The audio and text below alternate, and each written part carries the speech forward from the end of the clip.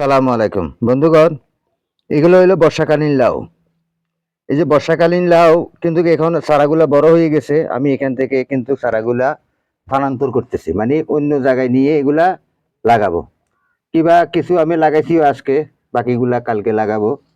কারণ বর্ষাকালীন লাউ গাছ আপনি একই জায়গাতে চারাগুলা বসাবেন, একই জায়গায় চারাগুলা বসাই সেখান থেকে আপনারা স্থানান্তর করবেন।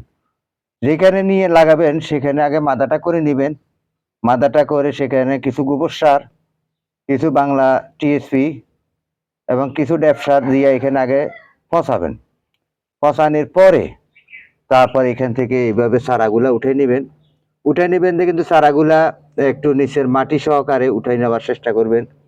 যেমন আমি এখান থেকে উঠাইয়া ওইদিকে নিয়ে লাগাইলাম। এই যে এটা এখানে লাগাই দিলাম। তারপরে এখান থেকে আবার এখানে দুইটা রাখলাম, এখানে দুইটা রাখি ওইখানে লাগাইলাম, ওইখানে লাগাইলাম। এই যে এখানে এনে একটা লাগাই দিলাম। এরপর আমি এখানে একটু পানি দিব, এখানে একটু পানি দিব। এখানে পানি দিয়া, যেমন এখন বর্ষাকাল, এখন বর্ষাকালে আপনারা বর্ষাকালীন লাউ চাষ করতে পারবেন।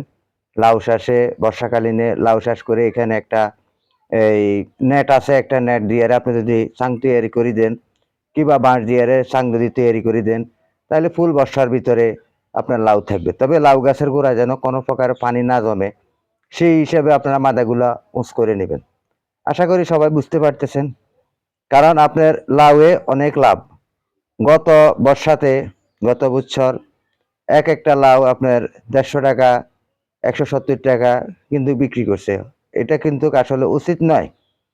কারণ আপনি সুযোগ মতো কি আপনি ব্যবসা করবেন? আর আমরা যারা চাষাবাদ করি আমরা কিন্তু এত টাকা পাই না। আমরা এক পিস লাউয়ের দাম পাই আপনার 30, 35, 40, কিংবা উপরে গেলে 50, এর উপরে পাই না।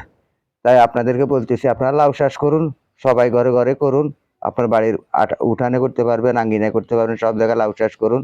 সবাই স্বাবলম্বী হন এবং কি এই ফুল বর্ষাতে আপনি অনেক লাভবান হতে পারবেন। উঁচু জায়গাতে লাউ চাষ করুন। সকলকে সেই প্রত্যাশা জানিয়ে এখান থেকে বিদায় নিচ্ছি। আসসালামু আলাইকুম।